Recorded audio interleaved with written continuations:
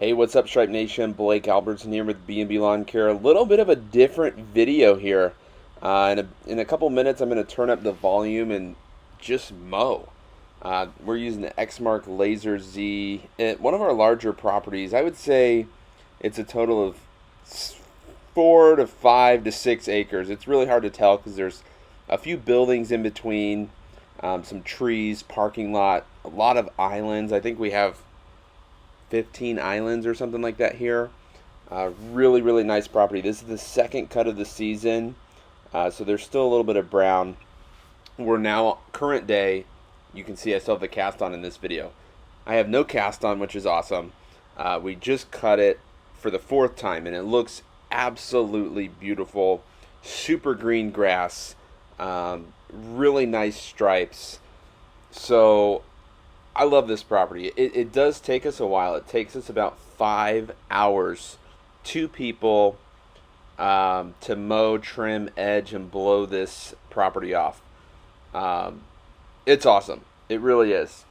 The only thing I wanted to say about this video is I'm having a little bit of microphone problems. I'm actually sending in my camera to Canon because the microphone jack is broken. It's shot. So I have a really nice external microphone that normally cuts out all the wind noise and gives us really nice clean audio, but I haven't been able to use it for about a month now.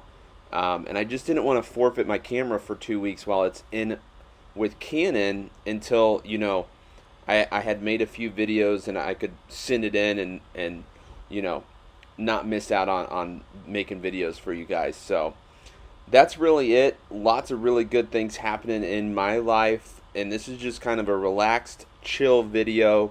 If you guys just want to see real time what it was like for me to mow one-handed with it cast on using the Laser Z. It's kind of like tranquil. It's kind of enjoyable to watch it. I wish the audio was a little better, like I said, but we're going to keep going. A couple little announcements here. Check the description. You can get 50% off your GIE tickets, which is now called Equip Expo. So GIE and Equip, they just changed the name basically. 50% off using the link down below. And a ton of other great products, Ballard-Inc.com, Cujo Yard Shoes, ISO Tunes, Equipment Defender. Check them out. That just keeps the show running. I always appreciate your guys' support. So sit back, relax, enjoy just some good old-fashioned lawn mowing. As you can see, I think these are the first stripes of the year in this direction. So the Exmark really does a great job striping it up. The thing I like about these larger properties with the zero turn in particular, I don't think it's just an Exmark or a Laser Z thing. I think it's just zero turns in general are faster than stand-ons. So this property, I mean, it's really, really big. So you might do 3 strips of mowing along the whole parking lot, and the driveway is huge. So to get back to where you need to be, is a super long walk, a pretty long mower ride, but with the speed of the zero turn, it just cuts a little bit of that time off. So jetting around this property, maybe there's a tree that was missed trimming, a little part that needs to be blown off, to hop on the mower and cut down literally a 5-minute walk back to that tree or back to that area that needs to be blown, can take just, 30 seconds or whatever on the mower. So you kind of can use this like a mower as a little vehicle to maneuver around the property. So I actually have the OCDC the shoot blocker, as we call it, for the Laser Z. I just haven't put it on yet. I really need it, like desperately. There's a bunch of fresh mulch now on this property. It's just, I cannot believe how long I've went without a shoot blocker. This part's a little ugly. See that weird stripe down there in the right side of the screen? To be honest with you, Oh, I do know what I was doing. So I wasn't cutting when I was going back towards that Jeep. I'm cutting now. I'm trying to get 2 full passes with blowing the grass towards the lawn and not towards the street. Tons of cars always driving by. I just didn't want a ton of grass in the street. That's why I did it. And it was pretty long this day. So, a little bit of techniques with a property of this size.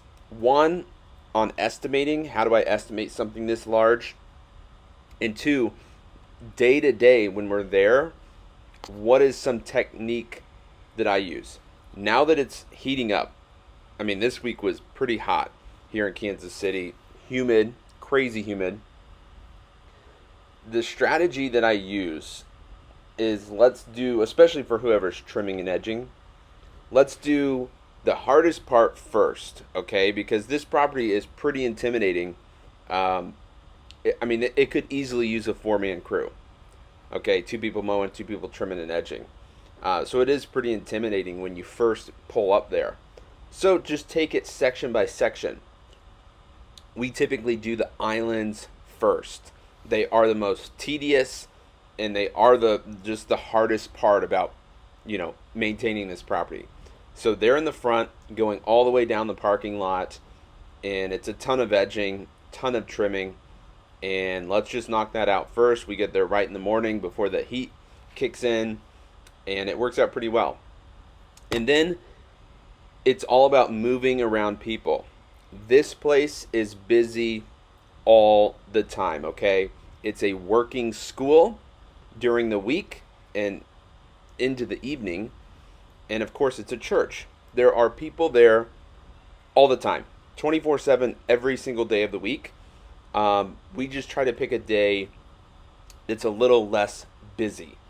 Of course, like a Saturday morning's typically okay, but a Sunday morning would be just ridiculous to pick this property to mow, right?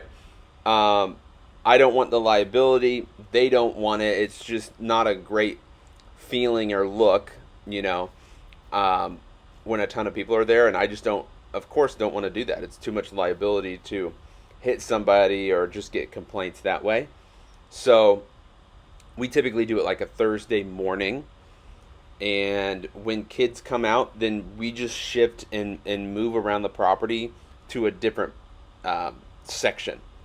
Okay, so we're just trying not to be around people as best we can. Same thing with the cars.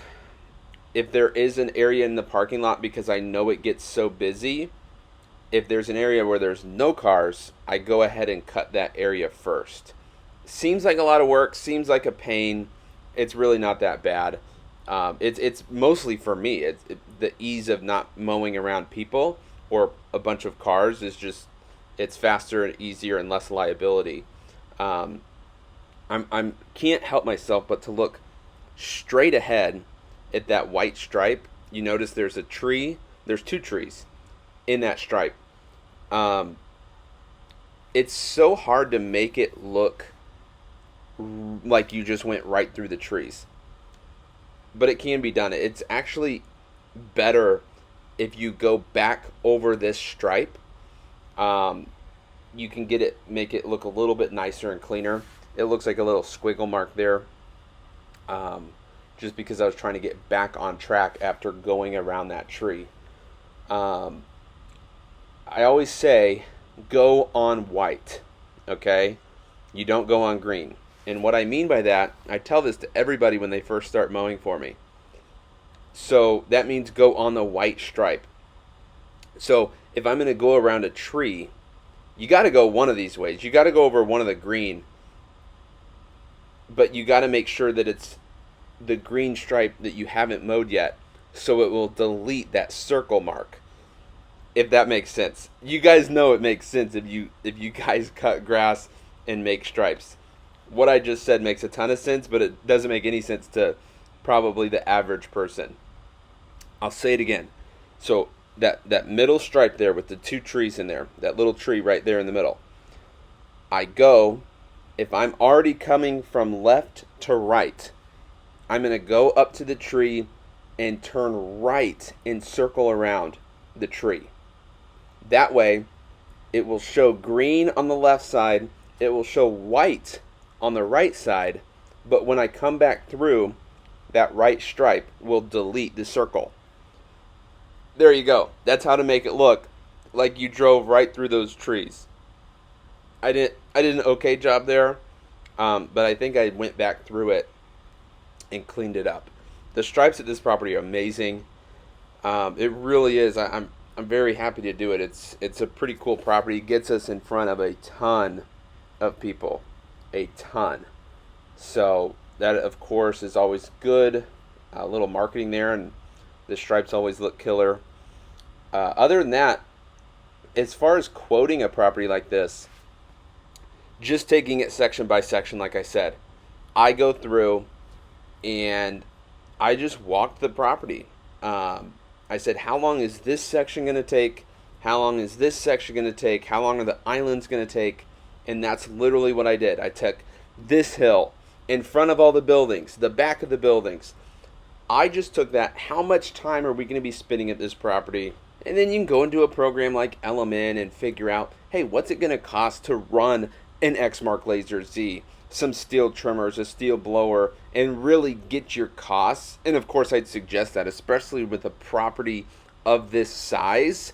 Sometimes it takes us 4 hours in the dead of summer, and sometimes it takes us 6 or 7 hours if we have to double cut and really tidy up and clean up areas when the grass is super long. So you can get, paying guys, $15 to $20 an hour, whatever you're paying, times 2, times 3 people, and you run a couple hours overtime, you can find yourself not making any money pretty quickly. So I always suggest the easy way to quote this: go section by section, figure out how much time it's going to take, and go off your hourly rate. If you haven't figured out your hourly rate, then go into a program like LMN and figure that out. Figure out, what does it cost to run your business, paying your employees,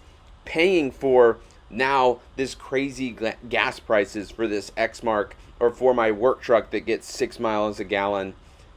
All of these things need to be taken in consideration, but I'm not going to lie to you. 5 years ago, I would have never even went and looked at this property, because it is just so big that it's very intimidating. But we've gotten it down, like I said, about 5 hours is what it took us. That was with a couple areas that needed double cutting. But like I said, it's just, there's a lot of grass to cut here, and it's amazing. Did I just run over trash? Is this amateur hour? What in the world? I will say, I need to get one of those little gopher sticks that you can just pick up trash. That's the only thing that I don't like about zero turns. But for a property like this zero turn is fantastic compared to a stand-on. I'm going to get out and pick up this trash real quick. And that's it. I hope you guys enjoyed how I would go about cutting this and why I do certain things. I'm going to let you listen to the lawnmower a little bit here so I can stop talking. I could talk about this forever because nobody else cares. Who else cares about how I made each stripe here? But it does. I mean, look at that stripe. It looks beautiful. So it looks even better. Like I said, I'm going to have to get a video now of it, because all those little brown pieces are all green now, and it looks just fantastic.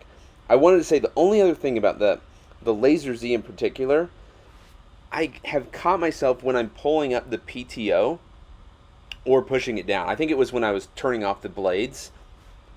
I kept turning the engine off because the key is right there. That will be one of the biggest things I say when I do a total review of the Exmark Laser Z is I wish they would move either the PTO or where the key is, because multiple times, even just on this property, I shut off the engine by going and hitting that PTO. So Another piece of trash. Somebody send me a gopher stick. I think that's what they were called. Like the gopher, like, the little grabber things. You grab the trash and you don't have to get off the mower because that was the only pain, especially with a flippin' broken wrist. All right. Have a good day, guys. Thank you so much for watching. I hope you enjoyed my little commentary here and just enjoy some beautiful stripes.